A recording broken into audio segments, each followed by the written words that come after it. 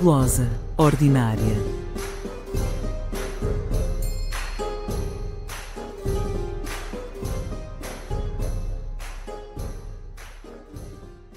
Bom dia, boa tarde, boa noite. Bem-vindos a mais um episódio do nosso podcast Glosa Ordinária. O meu nome é Pedro Monteiro e hoje estamos aqui a equipa completa. Olá Mariana, olá Joana, olá Filipe. Olá. Olá. Olá. O episódio de hoje é, de certa forma, um episódio celebrativo, comemorativo, até pela data em que está a ser lançado. O episódio de hoje é dedicado à figura do rei Afonso X de Leão e Castela e serve para comemorar o seu aniversário, já que este monarca nasceu a 23 de novembro de 1221. Evidentemente que neste episódio vamos nos concentrar sobretudo na importância cultural e na produção literária à volta e feita por Afonso X, mas eu vou começar esta conversa por introduzir uma pequena nota biográfica. Afonso X era filho de Fernando III o Santo e de Beatriz da Suábia e, por sua vez, era sobrinho-neto de Frederico II do Sacro Império Romano-Germânico. Foi rei de Castela e Leão a partir de 1252 e até 1284, depois do seu pai ter voltado a unificar as coroas peninsulares de Castela e Leão em 1230. Um dos aspectos que importa destacar do seu reinado é também a expansão castelhano-leonesa para a região sul da Península Ibérica, ou seja, para a região da Andaluzia, sendo importante destacar que antes mesmo de assumir o reinado esteve presente na conquista de Jaén e depois, já na década de 60, participou também na conquista de cidades como Cádiz e Múrcia. Para a história portuguesa, além do aspecto literário de que vamos ouvir falar neste episódio, seria talvez importante destacar três pontos. Em primeiro lugar, a entrada de Afonso, na altura ainda o infante Afonso, em Portugal, apoiando o rei Sancho II no conflito que entre 1245 e 1247 travou o rei português com o seu irmão Afonso III e que levou à deposição de Sancho II. Por outro lado, em segundo lugar, o facto também de Afonso X se intitular como rei do Algarve, o que é um aspecto importante para as relações diplomáticas entre Portugal e Castela e é uma questão que só se veria resolvida na década de 60. E, em terceiro lugar, o facto de Afonso X ter casado a sua filha legítima, Beatriz, com nada mais nada menos que Afonso III de Portugal, matrimónio de onde viria a nascer Dom Dinis, que herdaria uma série de, digamos, gostos do avô materno. De forma a terminar este pequeno apontamento biográfico e dando já mote para o próximo tema, há ainda que referir um aspecto muito importante da biografia de Afonso X, que foi a sua pretensão e candidatura ao trono do Sacro Império Romano-Germânico a partir de 1257 e até à década de 70. Há que referir também que o final do reinado de Dom Afonso X foi algo atribulado devido à morte do seu herdeiro, o infante Fernando de Lacerda, o que contribuiu para um fim de reinado marcado pela Guerra Civil com o seu segundo filho, Sancho, que viria a ser Sancho IV de Castela e Leão. Mas como já tinha referido, os pontos em que nos vamos focar hoje aqui é na produção cultural e na importância dessa produção cultural em torno de Afonso X. Vamos falar da produção, quer da produção legislativa, quer da produção literária, quer da produção historiográfica e ainda de algumas traduções de textos essencialmente científicos. Começando pela parte das traduções, Joana, queres nos falar um pouquinho de que traduções são estas, quem é que estava à volta delas e que textos e que tipos de textos traduziu Afonso X? Sim. Então, convém contextualizar a produção de traduções na corte do Afonso X e a mano do Afonso X num período que começa por volta do século XII, em que, com o acesso à matéria, portanto, às bibliotecas ou aos livros ou ao saber direto ou indiretamente, isto é, acesso a livros ou acesso a pessoas que conheciam determinadas obras produzidas no mundo árabe, em Toledo e noutros pontos da Península Ibérica se começaram a fazer traduções. Primeiro para latim, portanto nessa altura que eu referi, no século XII, e a novidade com o Afonso X é a tradução de obras para o castelhano. Ora, que tipo de obras é que foram sendo traduzidas? Uma das mais conhecidas, não só a nível da produção da literatura sapiencial medieval, é a obra que se chama Kalila wa Dimna. Esta obra tem o título que lhe corresponde em árabe, que é também uma obra muito conhecida no mundo medieval árabe e até contemporâneo, porque se trata de uma obra que reúne uma série de contos exemplares, portanto com uma moral a retirar no fim, e a tradução desta obra penso que estará ligada também à questão de que para o Afonso X era central, que era a questão do rei, do governo e do regimento dos reinos. Portanto, esta obra serviria como uma espécie de educação, se calhar é levar isto demasiado longe, mas serviria como uma literatura onde se poderia colher exemplos e aprender comportamentos, histórias, situações, etc, etc. Portanto, esta destaca-se das outras por esta natureza, por estar ligada a esta natureza moral. As restantes traduções feitas na corte do Afonso X, e é bom dizer que estas traduções foram sobretudo feitas no início do seu reinado, são obras de caráter científico, podemos dizer assim. Há aqui uma que também não é bem um caráter científico, mas já lá iremos.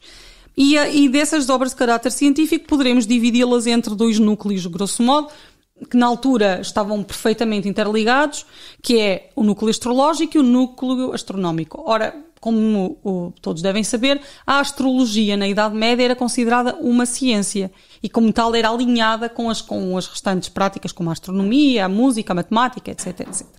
E então, por essa razão, por ser uma ciência, várias obras foram sendo traduzidas.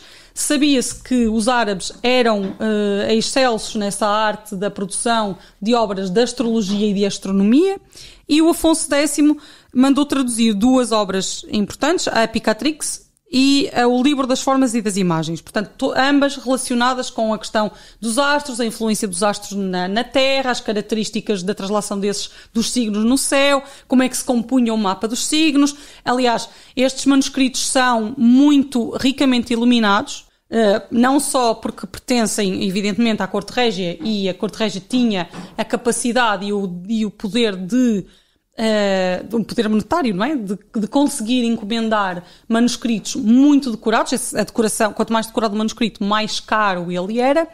E todos estes manuscritos do Afonso X, mas não só estes manuscritos do Afonso X, como depois os meus colegas mostrarão ou falarão, eram ricamente iluminados. Também neste caso, a imagem servia como uma ajuda visual àquilo que estava sendo descrito. Para além destes dois textos, temos o Livro das Cruzes, que tem uma característica interessante. Este livro era um livro escrito em latim, portanto antecedia a presença árabe na Península Ibérica, mas ele foi traduzido para árabe, portanto de latim para árabe. E a versão que Afonso X conheceu não foi a versão latina, foi a versão árabe. Ou seja, este livro fez um caminho por várias línguas, do latim ao árabe, do árabe ao castelhano.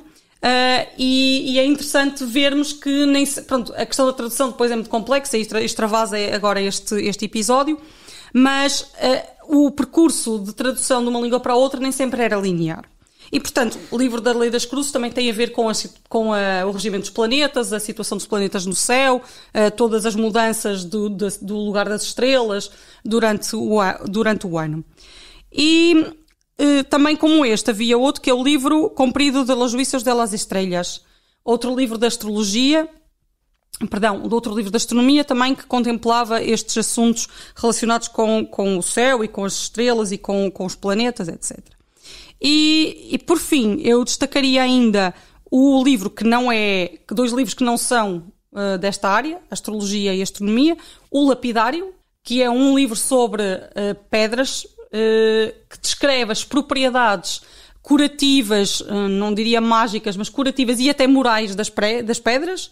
Portanto, uma pedra era assacada a uma série de qualidades e essas qualidades depois deveriam ser utilizadas de forma terapêutica ou então poderiam ser utilizadas por uma pessoa cujo signo astrológico estivesse em consonância com essa pedra. É um pouco como agora, se forem ver livros de astrologia, aparece sempre uma pedra associada a cada signo, etc, etc. Por fim, deixei para o fim um livro que não se enquadra nessas categorias que fui referindo, que é o livro del ajedrez, dos dados e das tablas, que é o primeiro manual em língua vulgar sobre como jogar cada um destes jogos. Ele resulta de uma tradução, de uma compilação de vários textos árabes sobre esta matéria, portanto, sobre xadrez, dados e tábua, que é o jogo do gamão, em português chama-se gamão.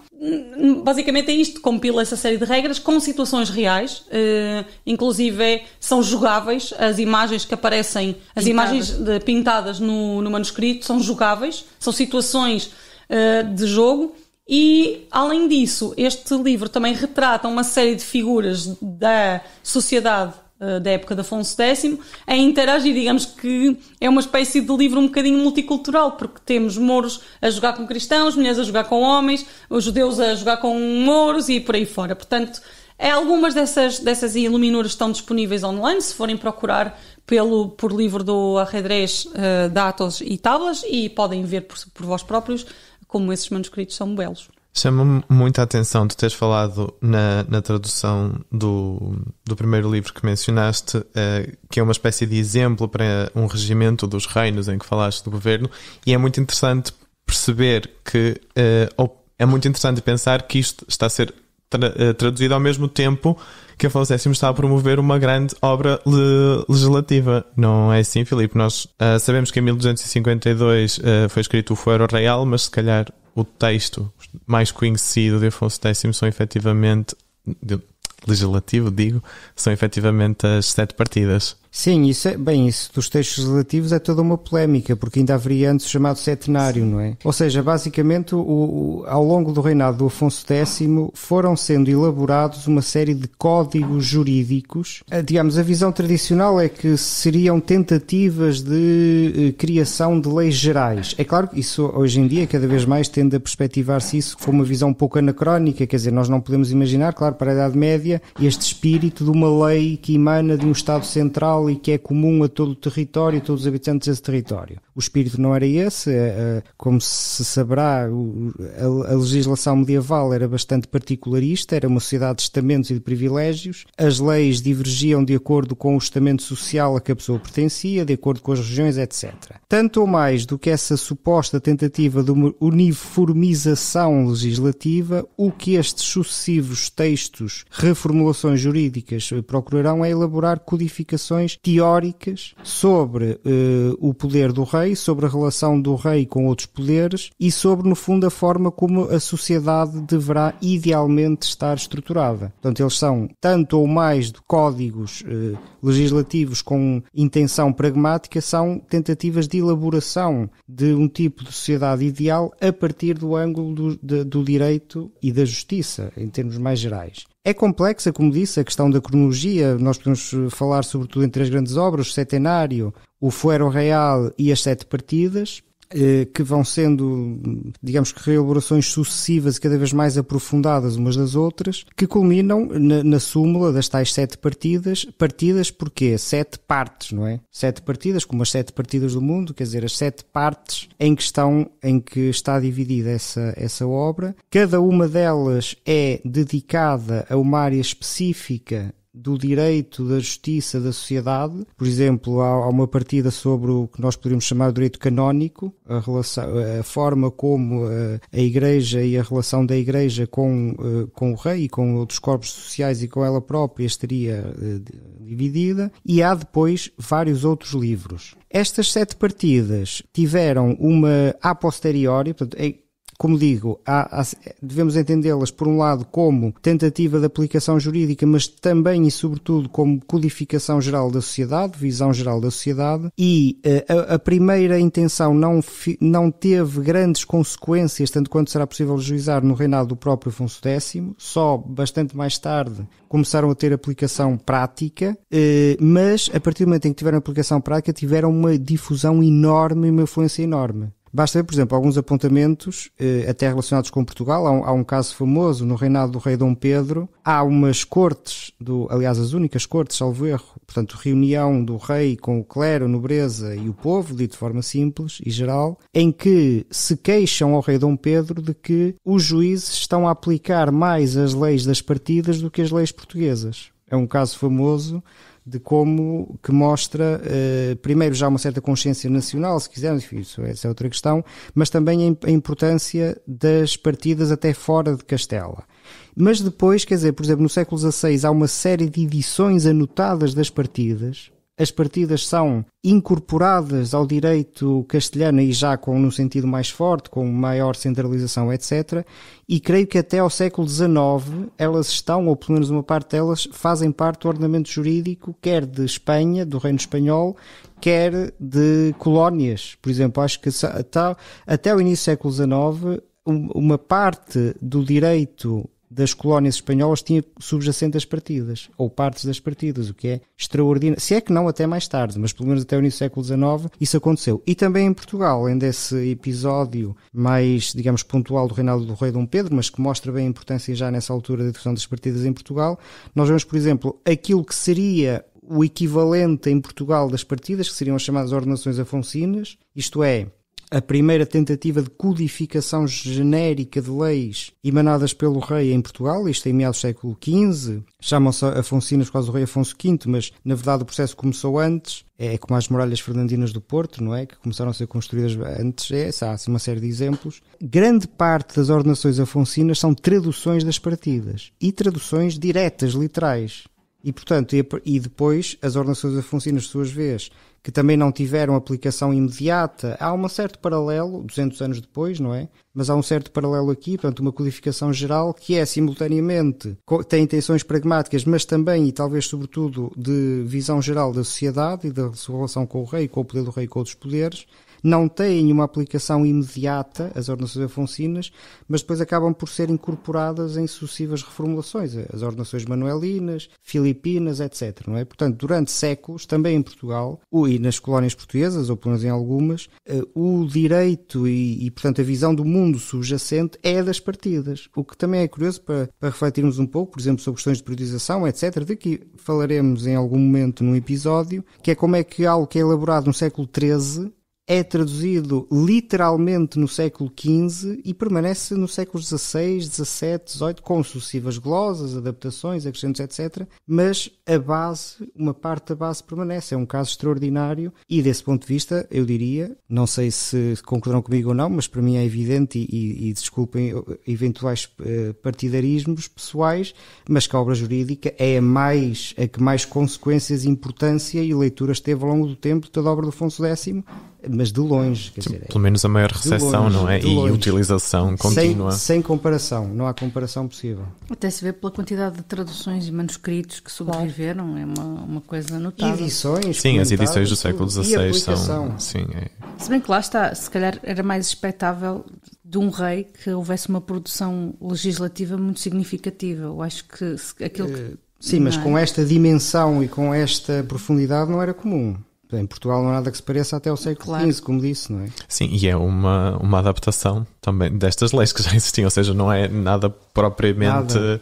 Não, eu diria pelo contrário, é um caso quase excepcional. Não direi único, mas quase excepcional.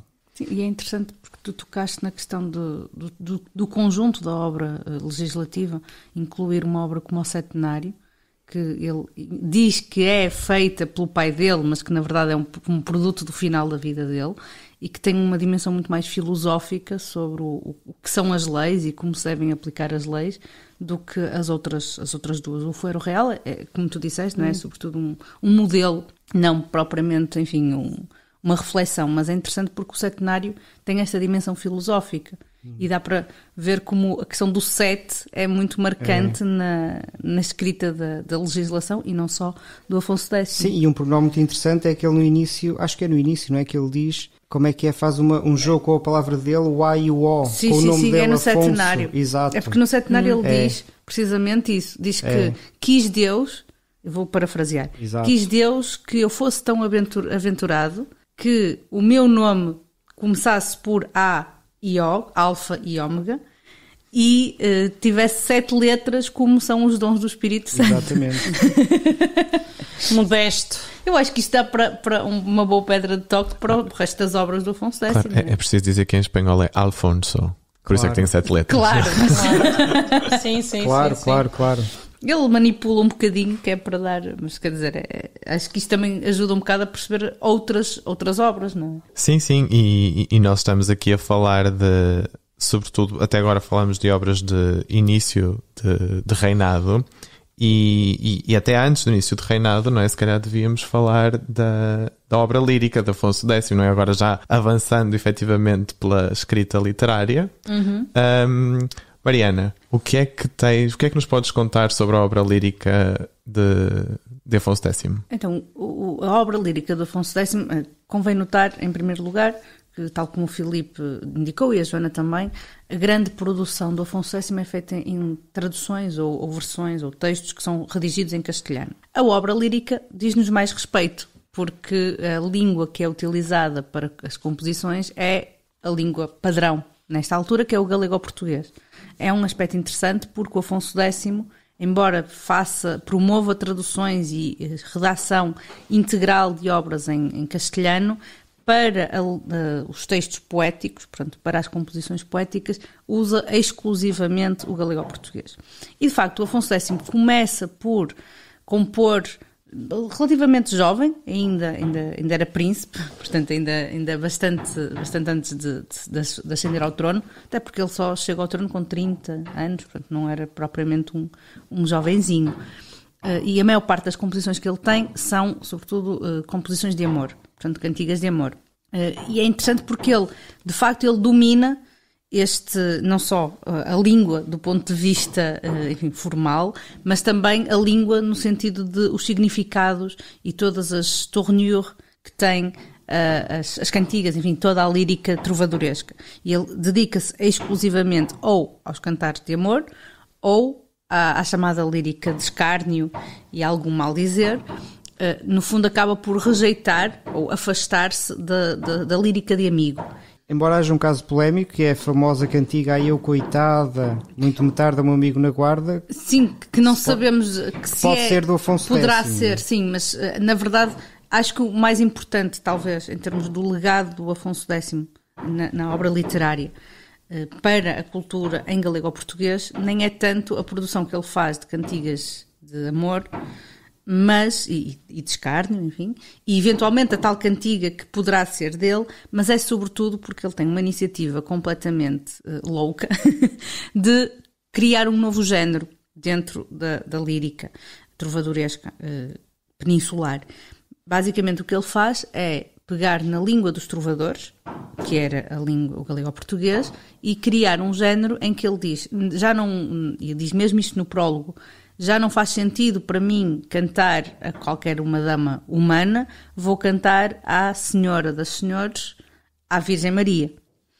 Ou seja, ele basicamente o que ele diz é, eu como rei, não há nenhuma mulher mais digna de receber o meu louvor a não ser a Rainha das Rainhas, a Virgem Maria, a Mãe de Cristo. Acho que também dá para ver uma certa megalomania, um bocado como da questão do alfa e do ômega, que o Afonso X também tinha, não é? Porque, quer dizer, acaba por decidir que a Virgem Maria que é a sua dona à qual ele vai cantar. E, de facto, as cantigas de Santa Maria são a maior compilação de lírica, de produção lírica em galego-português, que temos num conjunto. Começa por ser uma produção de 100 cantares, mas depois expande-se até que a última compilação tem 417. Na verdade, são copiadas 427 porque algumas cantigas são repetidas. Mas, seja como for, quer dizer, um corpus de 400, quase 430 enfim, vamos por 420 composições em galego-português musicadas, porque isso é um aspecto extremamente importante também. Um dos códices tem as partituras e é possível reproduzir. Quer dizer, é um legado absolutamente notável e é no fundo é uma herança absolutamente preciosa e extremamente útil para nós também conseguirmos compreender e reconstruir a produção lírica medieval em galego-português. Sendo que, isto também é um aspecto curioso, nós temos alguns manuscritos que têm a transcrição de partituras, enfim, das notações musicais na lírica galego-portuguesa que não seja de Afonso X, mas dizem os especialistas, os musicólogos, que um aspecto também muito curioso é que o Afonso X cria a sua própria música. Cria. Muitas das composições são de sua autoria, não são só, e isto também é um problema do autor que nós temos nos textos medievais e sobre o qual o Afonso X também reflete, porque ele reflete mesmo sobre a problemática do autor medieval, de como ele, como rei, é autor e não autor, enfim, é aquele que coordena a produção literária. Mas é interessante porque, do ponto de vista de música, a música das cantigas é bastante peculiar. Não é o mesmo tipo de música que vamos encontrar noutras composições trovadorescas.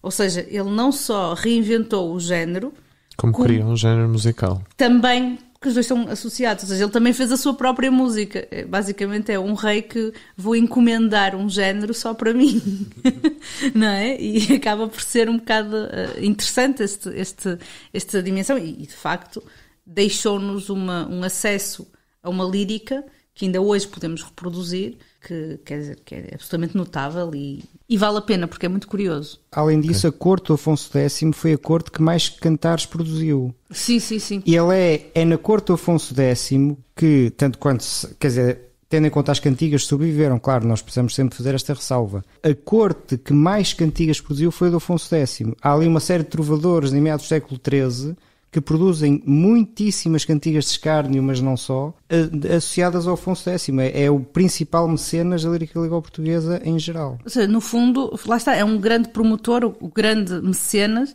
e é interessante porque acaba por se notar que há uma transição da lírica ser produzida e circular em meios mais aristocratas fora da corte régia, e o Afonso X vai chamar a ele, no fundo, isto tudo vai usar-se daquela linguagem musical e literária para também chamar à sua corte.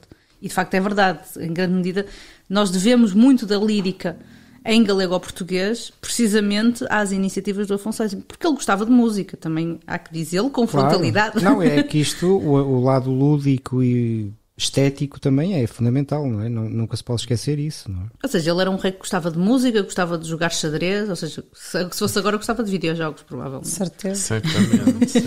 Redes sociais iria apreciar também, dá-me ideia. Sim. Para falar mal. Mas Mariana, uma pergunta que eu não sei se ficou claro para os nossos ouvintes. Porquê é que Afonso X escreveu em galego-português as cantigas? Porquê é que escrevia em galego-português e não em castelhano? Sim, então, já havia alguma produção lírica em castelhano nesta altura. Estava a começar a aparecer. Mas, de facto, a língua das cantigas era o galego-português. É interessante porque o galego-português, no centro e ocidente da península, torna-se, de facto, a língua de produção, enfim, deste género. A lírica trovadoresca é em galego-português. Porque é que ele manteve o galego-português? Enfim, é toda uma questão, não é? Porque realmente poderíamos esperar que ele fizesse, por exemplo, o Gonçalo de Berceu produziu uma série de cantares à Virgem em castelhano, portanto não seria uma coisa completamente nova se o Afonso X fizesse o mesmo. Eu acho que é mesmo porque aquela era a língua da lírica e ele chama a si a língua da lírica, além de que ele também era rei de Leão. E da Galiza. E viveu na Galiza. Exato, isso é importante. E viveu na Galiza, na sua infância. Pois, portanto, foi criado na Galiza, no fundo. Sim. Não é? Portanto, ele tinha uma relação bastante próxima com a língua, não é? E depois que também era a língua, é um pouco como a gente pensar em alguns géneros musicais, mesmo agora, que dificilmente desassociamos de algumas línguas. Exatamente. É? Isso é fundamental. É como o rock e o inglês, não é? Exato. Ou sobretudo, eu penso mais no metal, que é muito raro encontrarmos bandas metal, sobretudo aqui, por exemplo, em Portugal, que cantem em português, porque para nós seria um pouco estranho. Não quer dizer que não possa acontecer, mas... Bom, aí eu teria uma coisa a dizer, é que eu acho que isso tem a ver mais com a questão da internacionalização e com a tentativa de internacionalização, porque as primeiras bandas de metal português mais antigas dos anos 80 cantavam em... Sim, mas no caso do rock, por exemplo, a tendência acho que é essa. Tu começas por cantar rock em inglês, associas o e depois vais... Como a ópera italiana. Exatamente, é isso. Exatamente, eu também acho que é por aí. E neste caso eu acho que foi mesmo por várias circunstâncias. E também no fundo ele estava a usar a língua da aristocracia e chamá-la assim. Quer dizer, da aristocracia escrita, porque a língua não tem donos. Não tem donos. Não tem, claro. Não tem mesmo. Então a língua usada para uma produção literária associada à aristocracia, e ele coopta aquilo para ele, porque ele é o rei e ele pode... E no fundo ele tinha uma tendência a centralizar muito o poder nele próprio. Eu até diria mais, eu diria que ele coopta um código do qual a língua faz parte. É isso. É isso. E depois coopta o código e reverte, transforma-o a fazer um código novo, que é o das cantigas de Santa Maria, não é? Portanto, coopta ao limite, transforma tudo. Bom, evidentemente neste episódio não vamos falar de toda a obra, porque seria impossível, de toda a obra de Afonso X, mas para quem conhece estes temas, certamente está a sentir a falta da parte historiográfica, da escrita historiográfica de Afonso X, até pela importância que teve, tal como a parte legislativa, mas se calhar não da mesma forma, pela importância que teve posteriormente ao reinado de Afonso X. É uma escrita historiográfica que não é escrita em galego ou português? Claro que não. Nem em latim, que era o comum na altura. Exato. Mas começa por ser escrita em castelhano e com a história de Espanha. Não é verdade, Filipe? Sim, aparentemente a primeira grande obra historiográfica será chamada História de Espanha, como o nome indica, é uma história da Península Ibérica, que é, bom, tu disseste nesta pequena introdução à pergunta que não terá tido a mesma difusão que o Código Legislativo, é verdade, mas atenção que também teve uma importância enorme também na concepção do passado da Península Ibérica, nas mais diversas formas. Bom, mas antes de ir aí, o que é isto da História de Espanha, brevemente, é, como o nome indica, é uma história da Espanha, ou seja, da Península Ibérica, porque era assim que na Idade Média, até no século XVI, XVII, se chamava a Península Ibérica, era a Espanha, que conta a história deste espaço e dos sucessivos senhores que este espaço teve. Desde o início, isto é, desde o dilúvio, e portanto desde a povoação das diferentes terras após o dilúvio, não é? A partir do momento em que eles vão saindo da Arca de Noé e vão povoando, e os descendentes, etc. Enfim, sabemos esse processo, que para eles seria histórico. Isso é uma questão que nós temos de ter sempre presente, as diferentes concepções, não é? Para eles isto seria histórico, ou aparentemente seria histórico, e vai contando desde esses primeiros povoadores da Península Ibérica até, supostamente seria até à sua própria época, portanto aquilo deveria acabar na contemporaneidade, no século XIII, no tempo do próprio Afonso X, mas acabou por não... O projeto acabou por não ser finalizado, mas não só não foi finalizado, como deu origem a diferentes versões. Ele começa por fazer uma versão, portanto, a versão inicial da História de Espanha, que tem essa estrutura que eu disse, não é? Portanto, vai contando os senhores da Península Ibérica, passa pelos cartagineses, ou o que nós hoje chamaríamos cartagineses, os romanos, as lutas entre romanos e cartagineses, até que aparecem os chamados, ou o que nós hoje chamamos ou chamávamos povos bárbaros, e chega-se aí a um ponto fundamental da história, que é os godos. Portanto, os godos a da altura chegam à Península Ibérica, vindos, enfim, de uma peregrinação migração, como hoje cada vez mais se diz, alguns do centro-norte da Europa, chegam à Península Ibérica e estabelecem o domínio da Península Ibérica, após terem combatido também com outros povos, enfim, de que a história de Espanha também vai falando, e a partir do momento em que os godos estabelecem o domínio da Península Ibérica, se tornam senhores da Península Ibérica, a história de Espanha considera que daí para a frente esse povo é o povo senhor da Península Ibérica por direito próprio. E É claro que a dada altura aparece a invasão muçulmana, de que a história de Espanha fala e fala muito, mas eles são considerados um invasor ilegítimo e daí para a frente o que a história de Espanha vai contar é no fundo um processo a que depois se chamou Reconquista e que hoje é um termo que se usa muito pouco, mas que é preciso dizer, o termo é pouco utilizado, mas o conceito não é uma invenção, quer dizer, o conceito em termos gerais está lá. É uma invasão ilegítima que vem acabar com o domínio legítimo da Península Ibérica, que era o dos godos, que entretanto se tinham convertido ao catolicismo, e isso é um aspecto também importante. Portanto, a partir daí o que a história de Espanha vai fazer é contar a história do progressivo avanço do reino dos cristãos para sul, da fragmentação desse espaço em diferentes reinos, sendo que a história de Espanha, ao mesmo tempo que diz que os godos deviam ser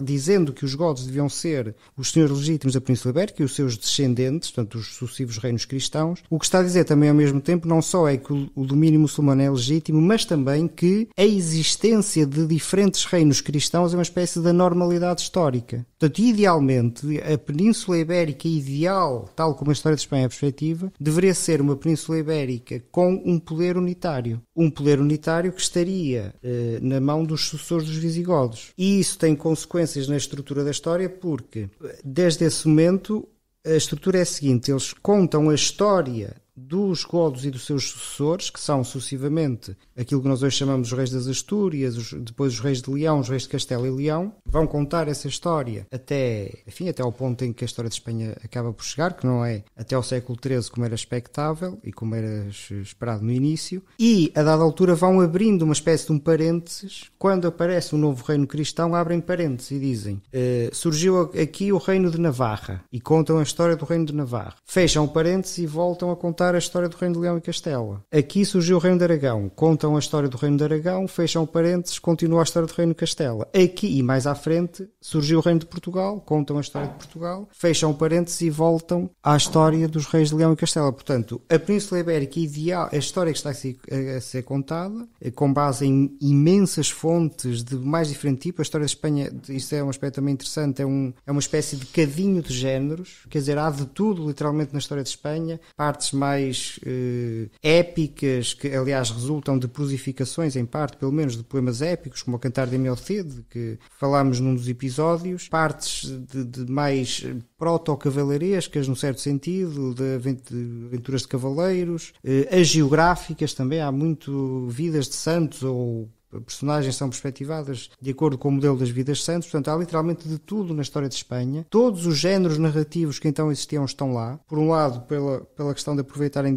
diversas fontes. Por outro lado, pelo processo, enfim, de construção da história em si. Portanto, eles vão contando, de acordo com esta pauta, a história dos sucessivos reinos da Península Ibérica, sempre com esta ideia subjacente que, idealmente, a história foi esta, mas idealmente o que deveria ter sido, e portanto o que se espera que se faça daí para o futuro, mas enfim, com um projeto em algum momento, é que haja uma reunificação da Península Ibérica, não só do ponto de vista cristão, mas um senhor que domina a Península Ibérica toda, porque a existência de entidades políticas diversas, mesmo cristãs, é, num certo sentido, visto como uma espécie de anomalia. De que forma é que tu achas que isto influenciou depois as práticas dos séculos, sobretudo a partir do século XV, dos casamentos dos casamentos frequentes entre os reinos de Castela e Portugal? Ou se é que poderá ter influenciado de alguma forma? Assim, a história de Espanha especificamente não... Isto é, a história de Espanha, podemos depois falar disso, teve uma difusão enorme e criou um modelo historiográfico, foi este que eu tentei brevemente referir, que teve depois, que foi imitada em vários pontos, inclusive em Portugal, através da famosa Crónica Geral de Espanha de 1344, com Dom Pedro Barcelo. E foi editada no século XVI e até teve importância para a literatura. Por exemplo, há muitos romances ou peças de teatro dos séculos XVI e XVII que são feitos a partir da edição da História da Espanha do século XVI, de meados do século XVI. Portanto, há aqui uma importância também da dia. Agora, essa questão da Espanha unitária, eu acho que aí o que há é há uma constante, se quisermos, o que eu diria é o seguinte, é que a história da Península Ibérica é, como aliás é normal noutros espaços afins, por exemplo, a Península Itálica, será um pouco em parte a mesma coisa, há uma tensão permanente, mas na Espanha acho que muito visivelmente, entre uma visão unitarista e uma visão particularista. Quer dizer, ao longo da história há, vamos dizer, entre aspas, correntes de opinião que acham que a Espanha devia ser um Estado, uma península, um território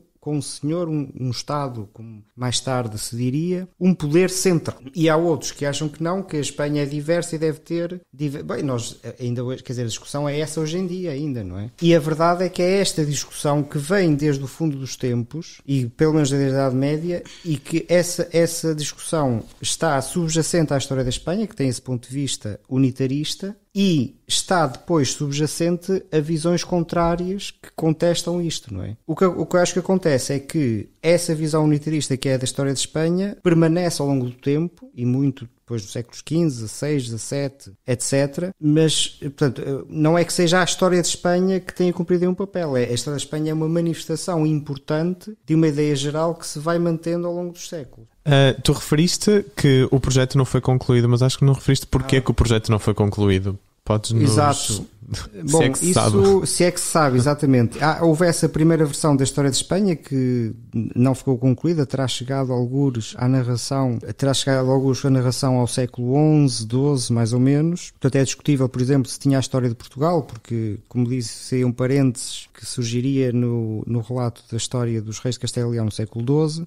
A verdade é que não se sabe muito bem porque é que esse primeiro projeto terá ficado inacabado. Há a explicação, ou uma explicação que se ouve muitas vezes, é que isso terá derivado da complexidade do processo de construção da história de Espanha quando chegou a determinada altura, isto é, para épocas recuadas havia poucas fontes, portanto textos a partir dos quais a história foi construída, e fontes que geralmente, até por serem poucas, tinham poucas diferenças entre elas. Quando se começa a chegar ali à narração dos eventos do século X, XI, XII, o que acontece é que há muito mais fontes, de muito mais variado tipo e muito contraditórias entre elas. E, por exemplo, quando eles começam a relatar a história do rei Fernando I, também falamos aí no ciclo do Cid, eles veem-se perante muitos textos e com versões muito diferentes, e ainda conseguem arranjar as coisas até determinado ponto, porque uma das coisas também interessantes da história de Espanha é que eles têm são, por um lado, isto é, os redatores do Afonso X, porque já agora a história de Espanha também foi feita com um processo quase industrial, isto é, nós sabemos, havia indivíduos que eram especializados em tradução das fontes, os tradutores, havia indivíduos que eram especializados na junção das fontes, os ayuntadores, e havia indivíduos que eram especializados na divisão da matéria em capítulos e na escrita das epígrafes. Os capituladores ou os tituladores. Portanto, chegava a este ponto. E, portanto, isto implicava uma harmonização com frontes muito diferentes, com perspectivas por vezes muito diferentes, e por vezes a história de Espanha diz isto é verdade, aquilo é mentira, outras vezes diz, bem, não sabemos bem o que aconteceu, uns dizem isto, outros dizem aquilo, e quando há muitas fontes com visões muito diferentes, eles começam a ter muitas dúvidas. É curioso porque parece quase hoje em dia, como trabalhar com história antiga, trabalhar com história contemporânea. Mas é exatamente isso. Não haja dúvidas, quer dizer, não é a mesma coisa falar da história do rei Fernando Magno ou do Afonso VII e muito mais do Afonso VIII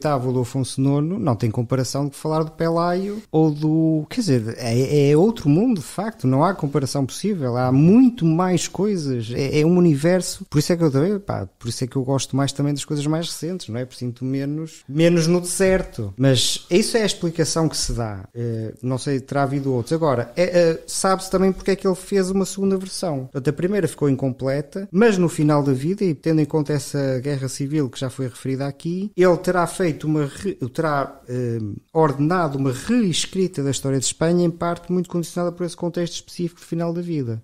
E, por exemplo, uma das aliás, sabe-se que ela terá sido redigida em Sevilha, que foi uma espécie de último reduto onde o Afonso X ficou confinado, praticamente todo o resto do reino estava contra ele, exceto Sevilha. Até veio a ser enterrado em Sevilha, justamente. Exato, tal como o pai. Com as cantigas de Santa Maria por cima. Aliás, o objetivo era que as cantigas fossem recitadas, cantadas, nas festas marianas e em aniversários da morte dele, portanto... Exato, muito importante isso. E à luz desse contexto eles reescrevem, os redatores do serviço dele reescrevem a história.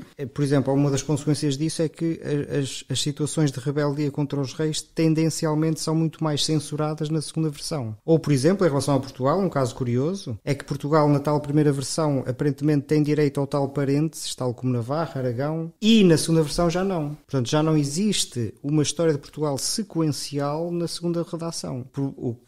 Poderá indicar que Portugal digamos que perdeu autonomia, perdeu uma certa legitimidade, não só tendo em conta essa visão geral unitarista, mas com, até porque também é preciso ver, o Dom Dinis apoiou o Sancho IV, portanto, enfim, há aí o contexto ajudará a explicar esta reformulação da história de Espanha no final da vida do Afonso X, mas também essa versão não ficou concluída. Não concluída, ficou também a General História, não é verdade, Mariana? Sim. Que é outro texto historiográfico de uma importância incomparável na Península Ibérica.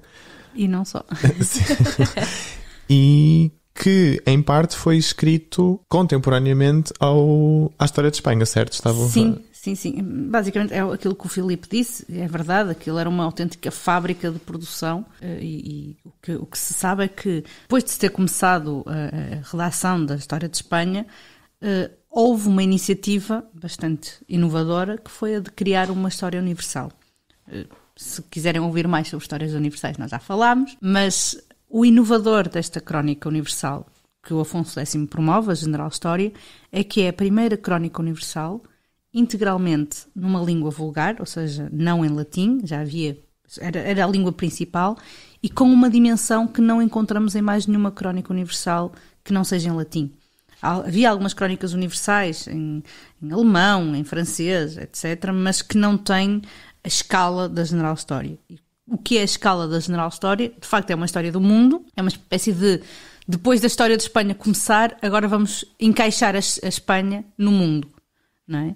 É uma história do mundo, desde o princípio até, supõe-se que seria, enfim, pressupunha-se que fosse até ao reinado do Afonso X, como disseste, de facto aquilo ficou inconcluído, porque o rei, entretanto, morre e o projeto dissipa-se, mas o que vamos fazer é incluir toda a informação disponível. E quando eu digo toda a informação disponível, vamos não só partir da narrativa da Bíblia, como vamos incluir a tradução integral de livros da Bíblia que não são históricos, portanto que não faria tanto sentido incluir numa crónica deste género.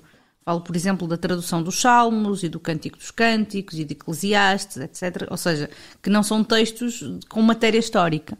Mas a lógica por trás da General História vamos incluir não só a informação histórica, como a produção cultural que remete para estas figuras históricas. No caso, enfim, o Cântico dos Cânticos, que é atribuído a Salomão, os Salmos a David, enfim. Portanto, como são grandes figuras, vamos incluir. E depois temos não só este lado, portanto, da matéria da Bíblia, que já por si seria uma coisa bastante significativa, não é? É uma tradução, uma versão do texto bíblico encomendada pelo próprio rei, mas vamos ter também a chamada matéria pagã, ou seja, os feitos troianos, gregos, latinos, que são também todos incorporados. Basta dizer, por exemplo, que todo o Roman de Troyes, que é o romance de Troia, uma versão francesa da história de Troia, é traduzido e incorporado na General História, ou seja, toda a história da queda, da guerra, queda de Troia e depois, posteriormente, também o romance de Enéas é incluído, e quem tiver ouvido o episódio com a Mafalda sabe o que é o romance de Enéas, que foi traduzido para o alemão também. Portanto, todos estes materiais foram incluídos na General História e depois temos, por exemplo, casos particulares, como, por exemplo, a tradução praticamente integral das Metamorfoses e das Heróidas de Ovídio ou da Farsália de Lucano, que também é a primeira tradução que nós temos para castelhano da Farsália, é precisamente a que está na General História. E então é extremamente interessante porque o que fazem é juntar uma coisa doida, portanto uma quantidade absolutamente notável de textos, todos para fazer uma história do mundo como nunca houve e como provavelmente nunca houve antes e provavelmente nunca houve depois também. Isto também ditou um bocado como é que a General História acabou por se dispersar e o impacto que teve, porque de facto era um projeto muito da cabeça e da corte do Afonso X e que era um pouco difícil de se ter a disseminação que teve, por exemplo, a História de Espanha. A História de Espanha era muitíssimo mais apelativa para um público mais largo. A General História não. Tu referiste logo no início na questão da candidatura ao Sacro Império. A General História começou a ser feita já depois do Papa ter dito que não havia hipóteses para o Afonso X ser eleito imperador, portanto já foi nesta fase disfórica do seu reinado, mas acaba por funcionar como uma prova de candidatura, uma espécie de tese de como o Afonso X era o candidato ideal ao imperador, até porque a General História, sendo uma história universal, foca-se muito na história dos impérios e na sucessão dos impérios, e no corpo do próprio texto nós vamos encontrando esse tipo de referências, autorreferências também, que ele, por exemplo, Afonso X recorda que ele é descendente do Stauffen e, como tal, é um herdeiro do Império Romano, já que no Império Romano-Germânico. Portanto, isto vai aparecendo. O que é que acabou por acontecer? Portanto, como eu disse, nem sequer ficou acabado, ficou praticamente a meio, porque nós temos um prólogo da 6ª parte que nos diz que estamos a meio, vamos continuar a contar a história da Virgem Maria, a vida de Cristo, dos santos, dos apóstolos, dos santos, de todos os mártires, de todos os reis, os godos, os francos, até ao reinado de Afonso X. Portanto, nós sabemos que isso era o projeto que não chegou a ser acabado. O que é que nós acabamos por ter, então, do ponto de vista de impacto da obra? De facto, é um impacto muito mais reduzido, porque naturalmente é muito mais apelativo a uma ótica alfonsina que nem toda a gente depois vai partilhar, mas o que é interessante é que a General História continua a ser, foi e depois continua a ser, uma excelente fonte para a matéria clássica, para ter acesso a estas histórias que eu falei, de Troia e de Roma, etc. É uma excelente fonte. Curiosamente, vamos ter, apesar de não ter o impacto que tem a história de Espanha, vamos ter traduções, desde bastante cedo. A tradução da General História é feita a partir de um rascunho para galego, enfim, galego ou português, mas é um testemunho galego que foi feito a partir do rascunho, ou seja, alguém teve acesso ao que estava na Corte Régia e começa a fazer uma tradução de uma versão de rascunho, e depois, isto no século XIV, e depois no século XV, final do século XV, ao longo do século XV, vamos ter uma tradução portuguesa que, de facto, vai ter várias cópias. E isto mostra que, apesar de ser uma obra bastante peculiar, suscitava interesse sobretudo as partes mais recuadas do texto, que correspondiam à primeira e segunda parte, que é, enfim, do Gênesis até mais ou menos à queda de Troia, à última, portanto, destruição de Troia, eram as partes que talvez interessassem mais ao público. Enfim, porque depois das outras partes há uma dispersão muito grande. Eu não referi, mas a General História é dividida em 6 partes, porque não chegou a ter mais, sendo que, portanto, a edição que houve foi feita uma edição em 2009, são 10 volumes de cerca de quase 1000 páginas cada um. Portanto, dá para ver o tamanho da empresa, e ficou a meio. Portanto, pronto. A primeira e segunda parte foram as que tiveram mais cópias. Depois temos um manuscrito, tanto da primeira como da quarta parte, que são régios, e a quarta parte também teve bastante importância, porque é a parte onde começa a falar da história de Roma, mas, enfim, de facto não se compara com aquilo que aconteceu com a história de Espanha. Sim, e é curioso porque não foi impressa, não. Ou seja, no final do século XV, século XVI, a General História nunca foi impressa. Não. Os testemunhos mais recentes, os últimos a serem copiados, foram cópias manuscritas do início do século XVI. Portanto, não... Sim, bom, isso também demonstra que ainda continuava a ser lido, não é? Sim. Se há cópias no século XVI. Se bem que lá está, essa cópia que nós temos no século XVI é uma cópia que só copia a parte da matéria clássica, o que também é um bocado significativo, não é? Porque temos algumas cópias que são só a cópia da parte bíblica, que são mais recuadas, porque também era possível fazer isso, e depois copiar só a parte clássica é uma coisa que acaba por acontecer mais tarde. Curiosamente, ou não sei. Mas também há casos de aproveitamento de partes, digamos, mais científicas, não é? Por exemplo, o Zurara, numa das crónicas do Zurara, de Crónica da Guiné, quer ele, quer depois um anotador posterior, recorreram muito à General História. Sim. Para questões de geografia, sim, etc. Então acabou por ser uma espécie de manual, enciclopédia. Porque, é isso, exato. E se calhar daí que faça sentido nós quase acabarmos um bocado na General História, porque a General História vai herdar, sendo um projeto do final da vida do Afonso X, vai herdar todo o processo da história de Espanha, continuar e herdar o processo que já tinha sido começado com a história de Espanha, que é uma obra historiográfica, mas também vai buscar todo o conhecimento e todas as traduções de caráter mais científico que são, de certo modo, incorporados. Basta pensar que mesmo no corpo da General História temos textos árabes de cariz geográfico, ou, por exemplo, como a tradução da história natural, enfim, do texto latino, do Plínio, O que, lá está, favorece precisamente isso. É uma obra que tem, numa língua vulgar, imensa informação geográfica, zoológica, enfim, o que podemos procurar quase sempre está lá. Aliás, porque, como o Filipe estava a dizer, a questão engraçada é que o Zurara o que vai fazer é buscar a descrição, acho que é dos crocodilos do Egito, que aparece na General História, creio que é isso. E o Nilo, sobre o Nilo. O percurso do Nilo, que ainda no século XV era um mistério. A questão, onde é que o Nilo nascia, não é? Sim. Exato, e vai-se buscar, lá está, porque era uma... Os navegadores ao serviço do Infante Henrique chegam ao Senegal e pensam que chegam à Foz do Nilo. A Foz não, à Nascente. À Nascente, perdão. E o Infante Henrique ainda vai nessa de chegar, porque não havia, de facto, a ideia, era um mistério onde é que nascia o Nilo. É um mistério que até durou até muito tempo. Sim. Mas lá está. E acho que se calhar por aqui dá para perceber que o impacto da General História não foi o mesmo da História de Espanha, naturalmente, nem de outras obras do Afonso X, mas teve esta dimensão de enciclopédia e, sobretudo, que eu acho que é um aspecto interessante, é que foi uma manifestação, a primeira vez que tivemos isto numa língua vulgar, ou seja, no castelhano. E isso mostra bem como é que o Afonso X via o uso da sua própria língua, como uma língua que é absolutamente legítima para fazer aquilo que se calhar será a maior crónica universal feita durante a Idade Média.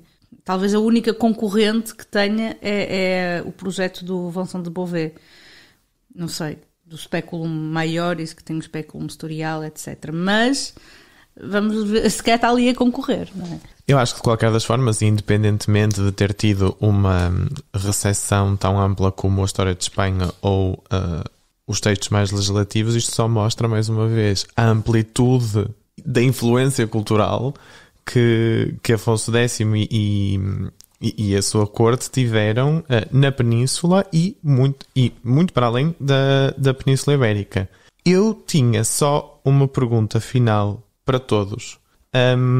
E de certa forma relacionada com aquilo que tu também acabaste de referir, porque tu falaste, referiste várias vezes que a General História é um projeto de final de vida do Afonso X, já quando não tinha qualquer possibilidade de ascender ao trono imperial. A produção das outras obras, a tradução dos outros textos, se pode também, de alguma forma, entender neste contexto de pretensão ao trono imperial, ou se não tem nada a ver? Há ligações? Não há ligações? Quer dizer, um dos prólogos às Cantigas de Santa Maria, num dos prólogos ele afirma-se como rei dos romãos, ou seja, rei dos romanos, não é? Portanto, há uma certa ligação, e se calhar talvez no setenário também se nota um bocado isso, a ideia de que a produção do rei, é uma obra pensada para um rei que sabe de tudo e, como tal, é o mais legítimo para governar. Estaremos nós a ver na produção da obra do Afonso X esta visão totalizadora a outros propósitos? Se calhar sim, se calhar não. Ele também podia ser uma pessoa com vários interesses, não é? Não, e há coisas que são anteriores, quer dizer, também há uma cronologia. Por exemplo, o Fuero Real, duvido que tenha alguma coisa a ver com isso. Mesmo para as obras científicas. O Fuero Real, zero. Eu acho que as obras científicas também não me parece que tenham uma relação com isso. Lá está, se calhar também é um acumular de fatores, pode ser, e pode, ou seja, a iniciativa de mandar traduzir para a língua régia uma série de obras de caráter científico pode ser por interesse e acaba por favorecer esta ideia de compilar o conhecimento. Mas não causa direta. Não creio que seja uma causa direta, até porque, como eu disse, como eu frisei no início, já havia um ambiente, um contexto de tradução do árabe para o latim. Portanto, o que ele faz é isso, é adonar-se da língua castelhana como instrumento político e como instrumento de ciência, ou seja, é quase como um criador do castelhano. Em termos de vocabulário científico, sem dúvida, porque essas traduções foram fundamentais para a criação de um primeiro vocabulário científico em castelhano. Sim, mas isso também é importante porque às vezes há um pouco a ideia de que esse processo de dignificação das línguas vulgares é do Renascimento, mas não é. Claro que não. O que é do Renascimento é uma teorização sobre as línguas, que é diferente. E uma erudição, se calhar. Sim, mas o processo de dignificação vem muito de trás, não tem nada a ver com isso. Quer dizer, vem de trás. Claro. E este é um marco. Sim, claro, é um processo, na Idade Média é uma questão de ordem prática. Mas Primeiramente, não é só. É também dignificar. Não, quer dizer, de ordem, expliquei-me mal. Quer dizer, não há uma teorização, digamos, consolidada sobre esse processo de utilização da língua, mas existe e como sobre a língua em si, não há gramáticas. Técnica, sim. Não há gramáticas no sentido reflexivo. Não, isso só bem dentro do Renascimento é que se começa mas a lá está. produzir. Mas seja como for, é interessante porque, estando plenamente na Idade Média, houve alguns aspectos do Afonso X que são um bocado extraporâneos. Não é? Será que são? Ou será que a posterioridade fez-nos acreditar não que sei, são? Não, mas por exemplo, há alguns aspectos da reflexão que ele faz sobre a língua e o trabalho que ele faz com a língua são um bocadinho fora um bocado da caixa. Da mesma maneira que a maneira como ele vê o poder e como ele revela como é que acha que deveria ser o poder, é assim um bocado... Ao mesmo tempo que é plenamente medieval, é um bocado moderno, não sei explicar. Há ali um paradoxo. É interessante porque é um bocado uma figura paradoxal nesse sentido. Mas eu acho que é isso que... Claro. Uma das coisas que me fascina também na Idade Média é perceber que se calhar aquilo... As ideias feitas que nos foram sempre dadas a beber, nós vamos ver que não é assim, não é? E que... Sem dúvida. Não, e depois eu acho que assim, eu não sei o que é que pensa, mas para mim é claro que o século XIII é uma grande fronteira. É uma ruptura, mas uma enorme fronteira. Sim. Quer dizer, por isso falar há um mundo antes do século XIII e há um mundo completamente diferente em muitas coisas a partir do século XIII. Eu acho, por isso é que eu acho que é o século mais fascinante. Não só porque é o século do Afonso X.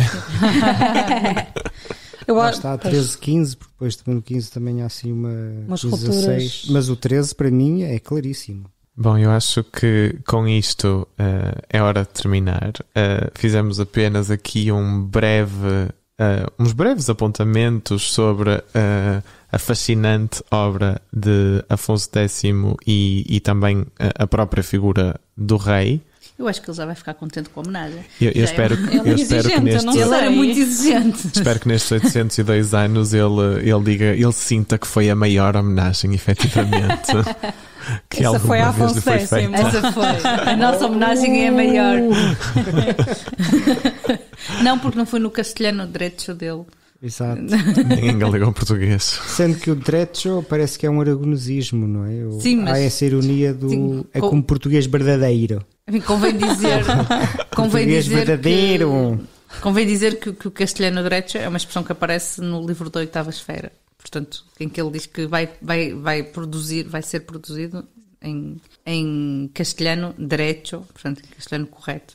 Eu acho que é um aspecto interessante também que nós podemos reter em relação à obra e ao legado do Afonso X, que é uma reflexão, como eu disse, há uma certa reflexão em relação à língua, que pode parecer um bocado fora do tempo, mas também uma reflexão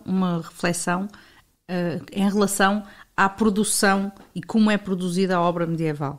Porque uma das mais célebres passagens, no caso da General História, é quando se diz o rei faz um livro, não porque o faça, estou a parafrasear, o rei faz um livro não porque o faça com as suas próprias mãos, mas porque o manda fazer, da mesma maneira que quando se diz que o rei faz um palácio, não significa que ele é que o vai construir com as suas próprias mãos, mas diz como é que ele quer que seja, etc. E isto, no fundo, não só é importante porque nos permite perceber como é que foi feita toda esta obra do Afonso X, portanto não foi ele a fazer e a escrever pela sua própria mão, foi ele no fundo a ser uma espécie de orientador, mestre, enfim, a coordenar todo o processo, mas também porque nos ajuda a perceber melhor como é que são produzidas as obras na Idade Média, não só para o caso do Afonso X, mas para fora do contexto alfonsino, porque de facto era esse o processo, não é? Temos uma figura que coordena e depois temos vários autores,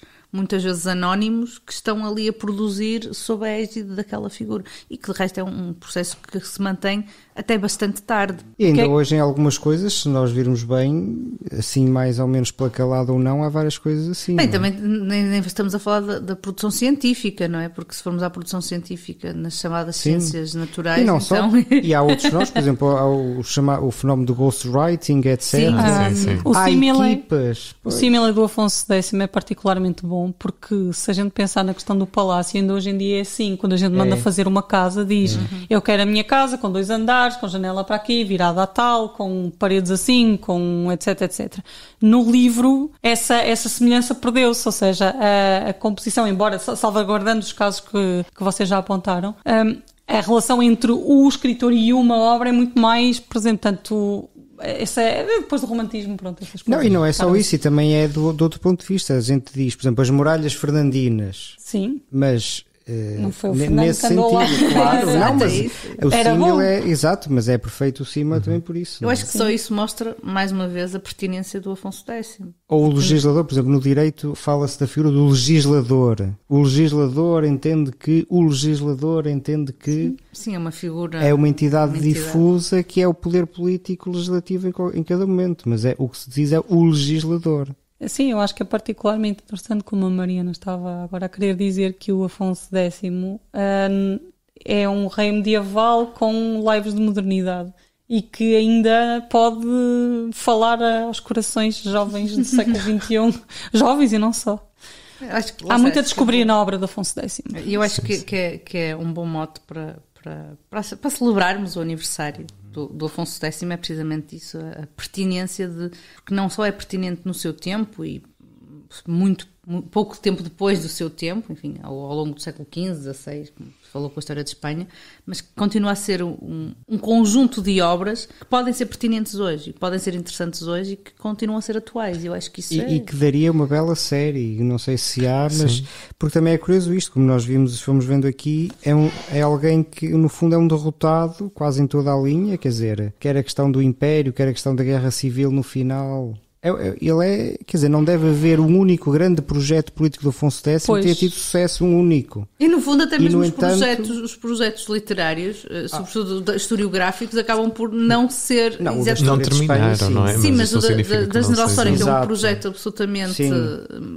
monumental, também falha, porque ele morre, mas de facto era quase impossível aquilo ser acabado. Mas a posteriori... Há uma espécie de vingança do túmulo. Pois é. Que Sim, porque até o filho, o Sancho IV, que herdou o trono, herdou o trono após a morte do Afonso X, toda a cultura que é produzida na sua época nem sequer é conhecida como a cultura de Sancho IV, mas sim pela da sua mulher, o malinismo. Depois lá iríamos se há o malinismo ou não há malinismo, mas parece que o Sancho IV conseguiu o trono, mas depois... Bem, mas dizes que o Afonso X é mal. Há o livro dos castigos do rei Dom Sancho. Atenção. Sim. Não, há outras coisas. Bom, mas isso depois podemos falar. Podemos ter um episódio sobre a política cultural de Sancho IV. Ou então debate/pugilismo. Houve ou não molinismo?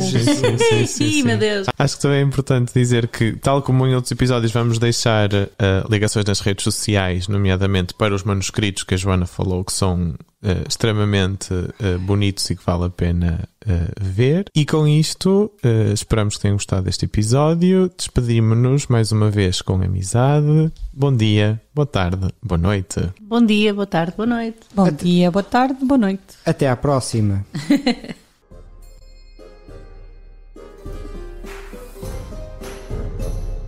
Glosa ordinária.